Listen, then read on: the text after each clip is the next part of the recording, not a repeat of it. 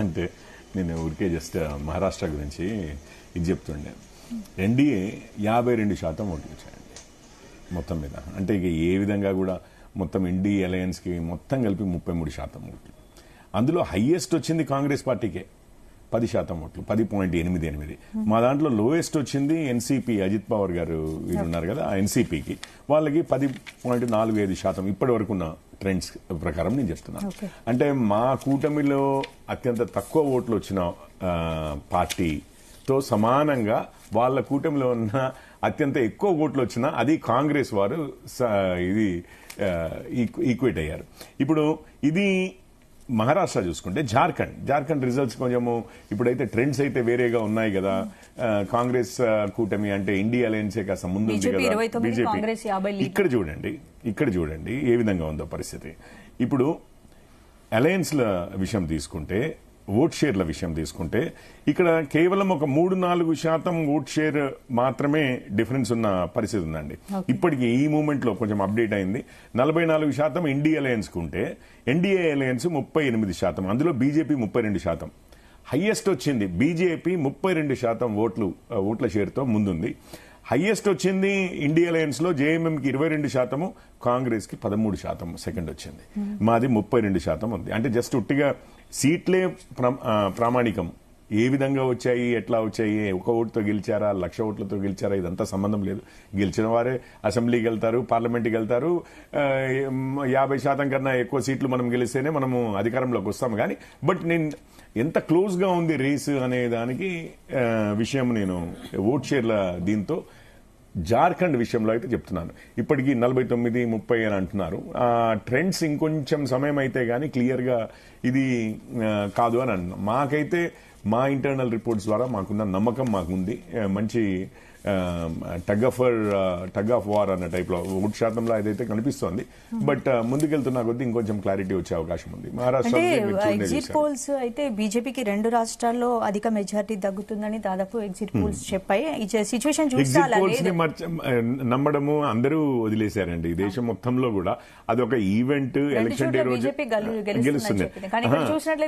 లేదు, ఇంకొంచెం టైం మనము పొద్దున చూస్తే మళ్ళీ బీజేపీకి లీడ్ ఉండింది. ఇది కొంచెం షిఫ్టింగ్ ఉంది. కానీ బట్ నేను అనేది ఏంటంటే ఎగ్జిట్ పోల్స్ ని నమ్మడం అనేది ఎస్పెషల్లీ అంటే మీకు తెలుసు జనరల్ ఎలక్షన్స్ లో మా నెంబర్ ని ఆల్మోస్ట్ ఎవరు ప్రెడిక్ట్ చేయలేదు. 240 అంత తక్కువ వస్తాయని చెప్పేసి ఉన్నాయన్న.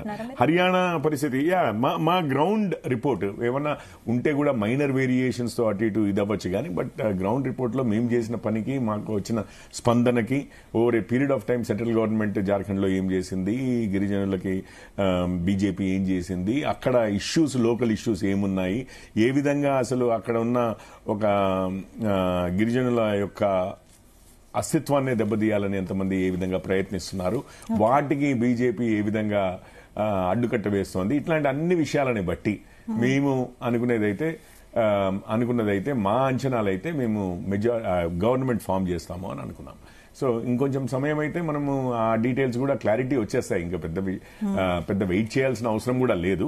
కానీ ఇప్పటికి కూడా నేను ఎందుకు అంటున్నానంటే అదే విషయము, ఇదేదో 1 సైడెడ్ గా అక్కడ వచ్చినట్లుగా 52% వీళ్ళకి అందరికి కలిపి 30% ఆ రేంజ్ లో లేదు. ఒక 20% అంటే వాళ్ళకి వచ్చిన దానికన్నా సగం కన్నా ఎక్కువ మెజారిటీ మాకు వచ్చింది కదా, అట్లా లేదు జార్ఖండ్ లో పరిస్థితి. జార్ఖండ్ లో ఇప్పటికీ పరిస్థితి కొంచెము 6% ఓట్ల తేడాతో కనిపిస్తోంది. అందులో బీజేపీయే biggest party in the entire state అన్న టైప్ లో పర్సెంటేజెస్ వైజ్ అయితే మేమే ముందున్నాము.